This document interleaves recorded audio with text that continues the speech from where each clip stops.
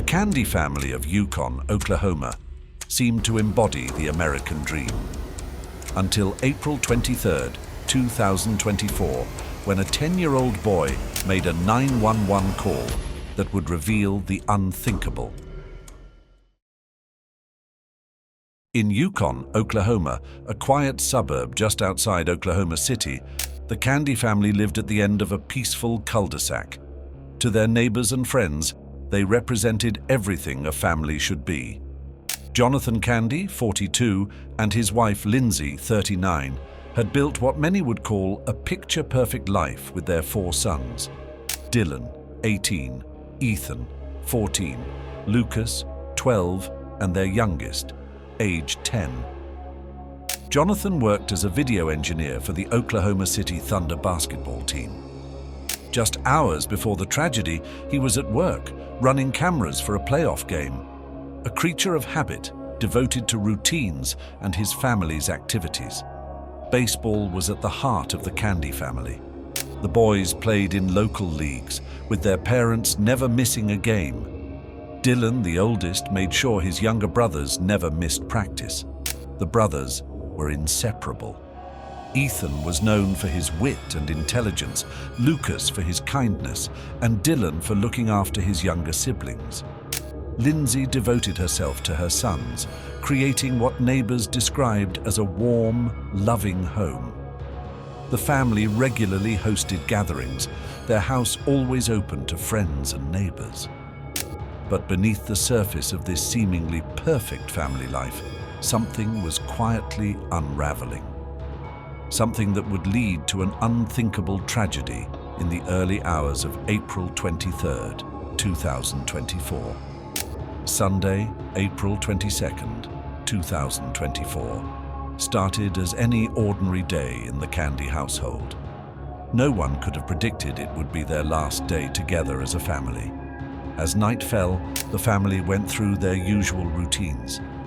The boys headed to their rooms across the 2-story home, some upstairs, others downstairs, for what should have been just another peaceful night's sleep. But tension was brewing. As the neighborhood settled into silence, an argument erupted between Jonathan and Lindsay Candy. What they fought about that night may never be known. Whatever sparked that argument led Jonathan to arm himself with a gun. In a moment that would shatter their family forever, he shot his 39-year-old wife Lindsay multiple times at close range. After taking his wife's life, Jonathan moved through the house with chilling determination.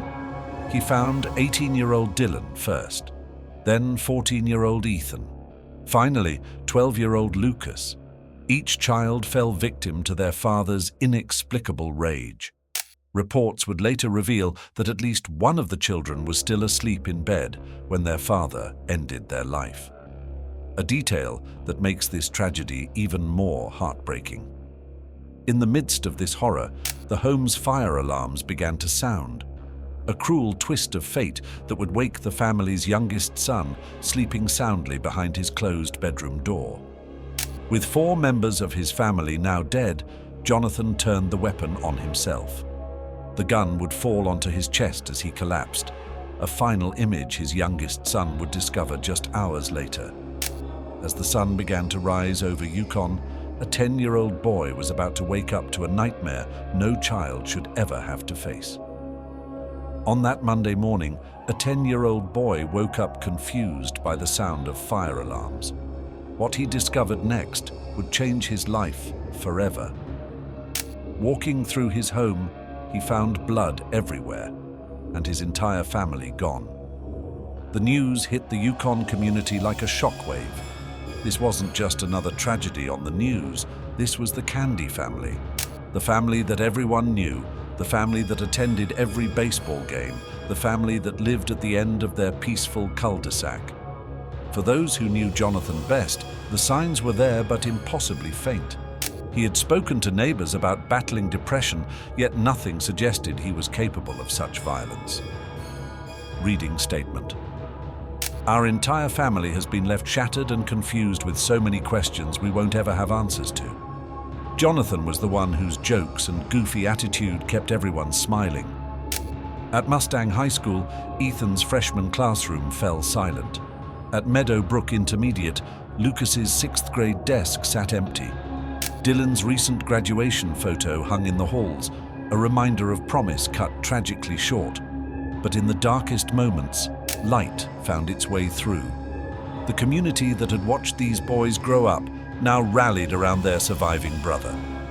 Brent Rurowski, the boy's uncle, created a GoFundMe page with a message that touched hearts across the country. Reading from GoFundMe. As you can imagine, when a child is left with literally nothing and witnesses what he has, there are many immediate needs as well as long-term ones that will persist for some time. The response was immediate and overwhelming. Within days, the fundraiser exceeded $74,000, money that would be placed in a trust for the boys' future needs, including mental health support and education. In the aftermath of this tragedy, one question continues to haunt investigators and family members alike. Why was the youngest child spared? The answer may lie in the simple layout of their home. The youngest boy's bedroom door was closed that night, a box fan running, creating an accidental barrier between him and the horror unfolding beyond. Yet there were no obvious warning signs. The family had no history of domestic violence. Police had never been called to their home. To everyone who knew them, the Candys were the picture of family harmony.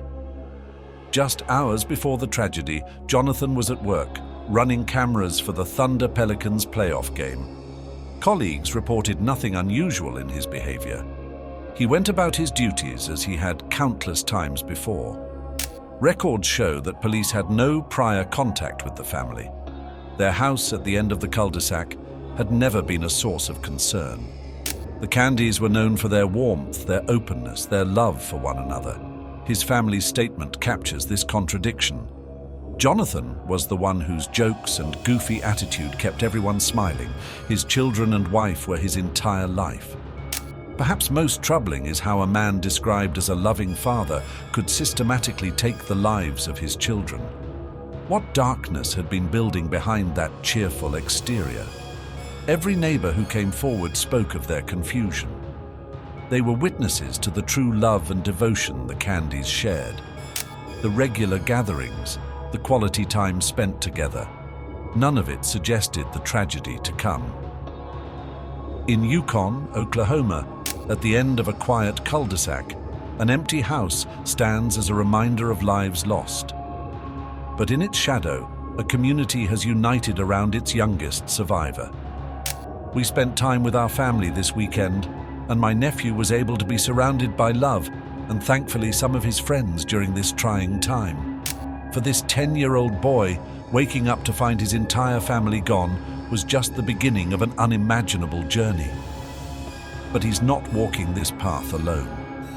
All the attention has made me reflect on the road ahead and what will happen when all of this attention goes away, and what's left is the reality of the situation.